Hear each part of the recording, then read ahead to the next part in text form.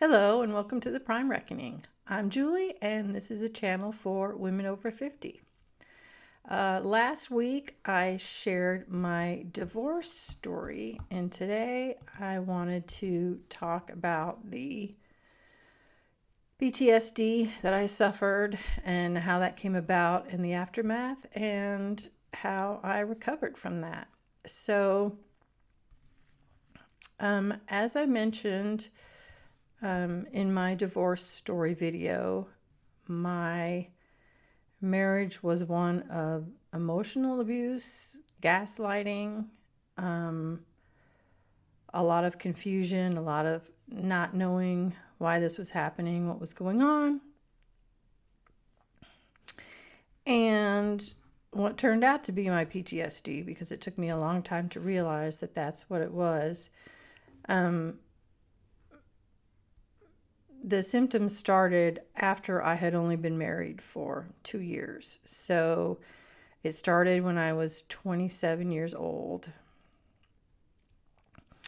And what happened to me is I had a version of night terrors.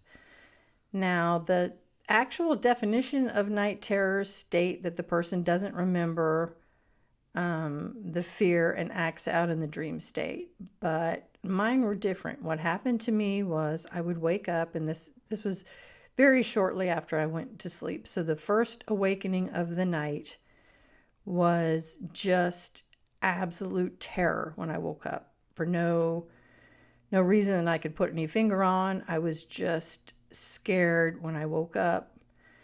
I think it lasted for only a few seconds, but those few seconds seemed like a long time when you're terrified and you don't know what you're terrified of.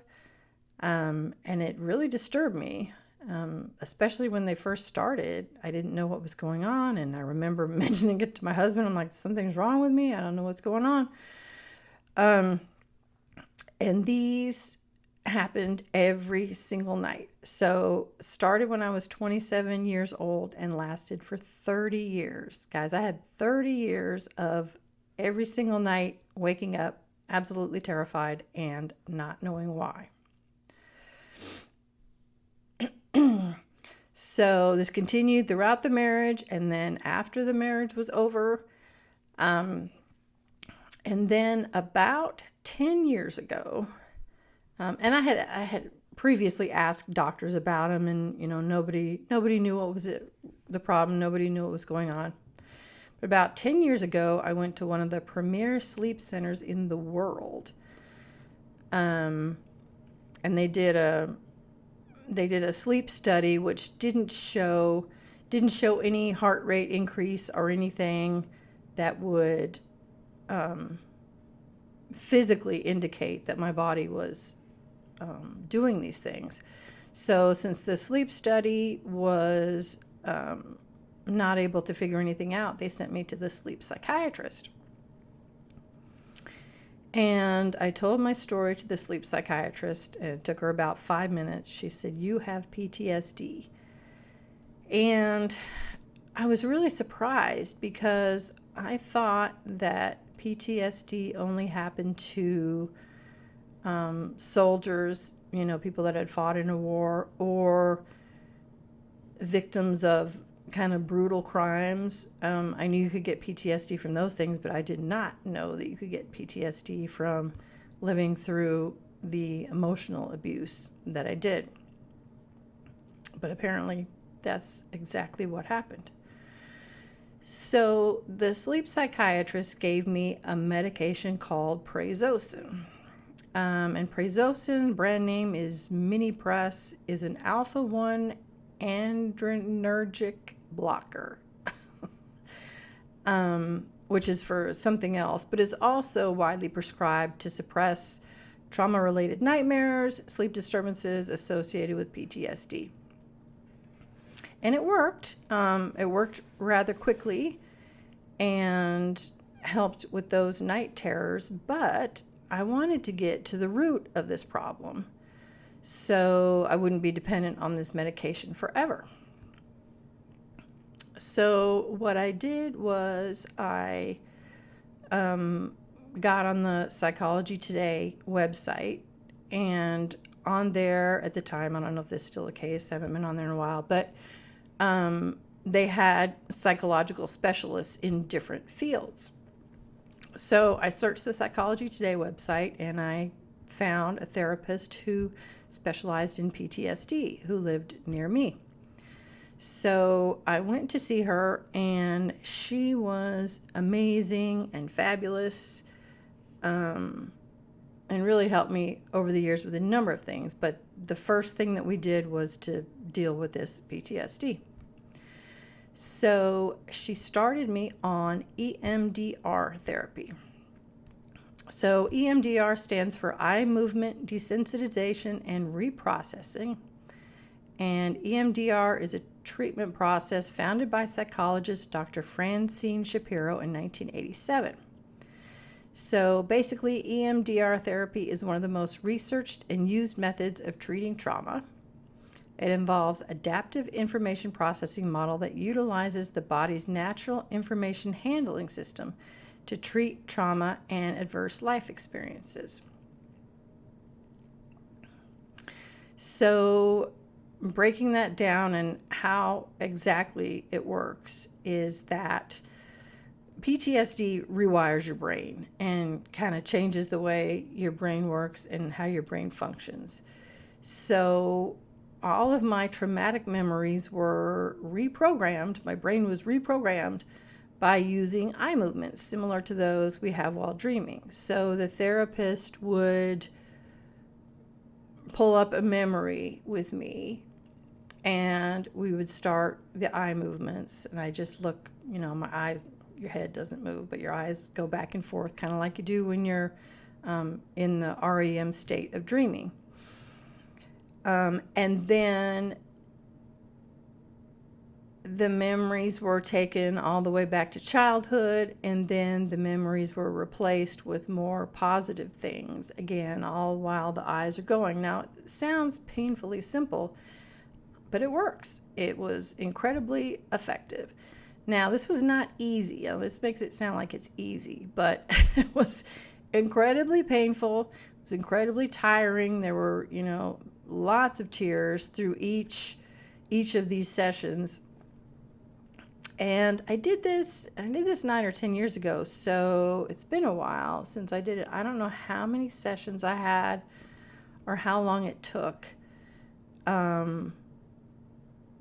But it was difficult. It wasn't easy, but I got through it. And after the treatment, my PTSD wasn't there anymore, and I was able to stop taking the medication.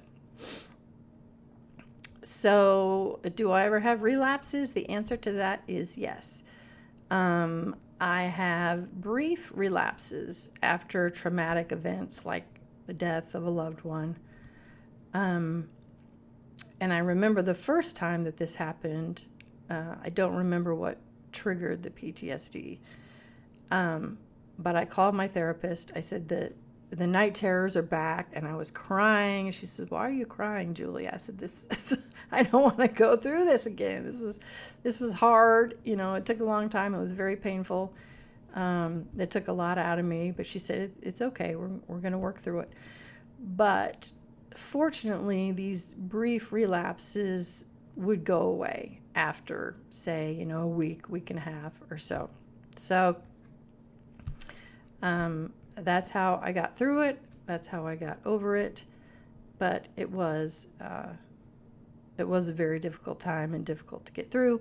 But after 30 years of having this happen to me, it was such a relief to have the majority of this behind me. I also later studied PTSD as a part of my yoga teacher training. We had a specific course, so we spent the whole weekend on PTSD.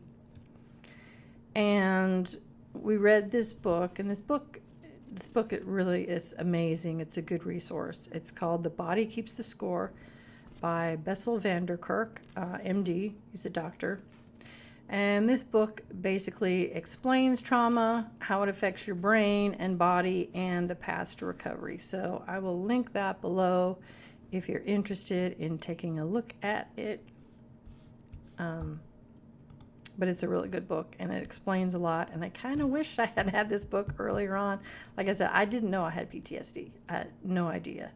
So finding all this stuff afterwards was kind of, it's like the aha moment. It's like, okay, it all makes sense, and you know what happens to the body and the brain during PTSD. So some fabulous information there if you're interested. So that is my story of PTSD and recovery from it. So let's move on to the Badass Woman of the Week. So this week, our Badass Woman of the Week is Elizabeth Packard. One morning in May 1960, Elizabeth Packard kissed her 6 children goodbye and expected to see them at dinner. She never came home. Her husband, Theophilus, a minister, a man the community trusted, had a problem. His wife thought for herself. She questioned his theology openly in public Bible study classes without apology. She disagreed with him and said so out loud. So he signed a paper. Under Illinois law at the time, that single signature from a husband was enough to have a wife committed to a psychiatric asylum. No doctor, no hearing, no evidence of any kind beyond one man's word. By that afternoon, Elizabeth, at 43 years old, a mother of 6, guilty of nothing except having opinions, was locked inside the Jacksonville Insane Asylum. What she found there changed everything. The asylum was full of women, and almost none of them were mentally ill. They were inconvenient, independent, unwilling. Women committed for managing their own money, for talking too much, for questioning their husbands' decisions, for praying more than their husbands found comfortable. The institution wasn't a hospital, it was a cage, and the law had handed husbands the key. Elizabeth did what brilliant, determined people do when stripped of everything else. She started taking notes. For 3 years, in the margins of scraps of paper, in notebooks hidden inside dress seams and beneath floorboards, she documented everything. Every woman's story, every practice, every injustice she witnessed. She did not break. She prepared. Then came the moment her husband had not planned for. A public jury trial, a sanity hearing Theophilus agreed to confidently, certain that no jury would believe a woman over a minister with a 3-year commitment on record. He had catastrophically misjudged her. The courtroom was packed when Elizabeth rose to speak. She was not angry, she was not pleading, she was calm, precise, and ready. She explained her insanity simply. She believed in free will. Her husband believed in predestination. She had said so in a Bible study class and kept saying so when challenged. That was it. That was the entirety of the case against her.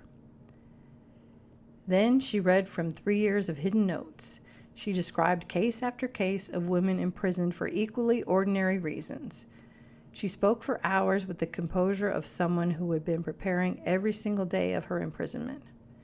I do not ask for pity, she said, only for justice. The jury was gone for 7 minutes. 7 minutes to undo 3 years. The verdict? Completely sane, unquestionably sane. The courtroom said out loud what the law had refused to acknowledge, that a woman's disagreement with her husband was not a symptom, it was her right. She walked out free, but she wasn't finished, not even close. She came home to find Theophilus had taken her children and her possessions. He tried to have her recommitted. He told people she was dangerous. So she published her notebooks. She self-published her account of the asylum in 1868. She traveled on almost no money, state to state, speaking before legislators, testifying before judges, writing to newspapers, standing before anyone who would listen. She wasn't fighting for herself anymore. She was fighting to dismantle the legal machinery that had been used against her and could be used against any woman at any time. It worked. Illinois passed commitment reform in 1867. Other states followed. New laws required medical examination before commitment, legal representation, the right to a jury trial, and actual evidence, not just a husband's word. In an era where women couldn't vote or own property, Elizabeth Packard changed what the law said was possible. The cost was real. She lost years with her children. She lived in poverty. Some of her children never fully came back to her. She accepted that. She kept writing anyway. She died in 1897 at 81, having spent 37 years making sure that what happened to her would never again be quite so easy to do to someone else. Her husband signed one paper to silence her. She spent the rest of her life writing thousands of pages in response. And the women who came after her, women who never knew her name, had legal protections that Elizabeth Packard built from hidden notebook pages, courtroom testimony, and decades of quiet, relentless, unglamorous work. So, an absolutely amazing woman that changed a horrendous injustice from the 1800s. So, that is all I have for today. Do you have any experiences with PTSD or other trauma-related information? If you'd like to drop a comment about it, let's have a conversation. Also, please like and subscribe. Hit the notification bell so you are notified every time a new video comes out. And I will see you next time. Bye, everyone.